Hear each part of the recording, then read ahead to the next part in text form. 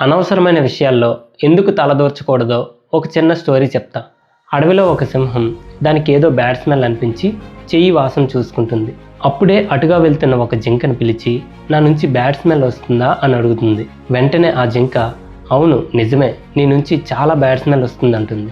సింహం కోపంతో రగిలిపోయి వెంటనే ఆ జింకను చంపేస్తుంది. తర్వాత ఇదే ప్రశ్న కోతిని అడుగుతుంది. ఆ కోతి భయపడుతూ, లేదు మృగరాజా, నీ నుంచి ఎలాంటి బ్యాడ్ స్మెల్ కూడా రాలేదని చెప్తుంది. కానీ ఈ సింహం కోతి అబద్ధం చెప్తుందని చెప్పి దాన్ని కూడా చంపేస్తుంది.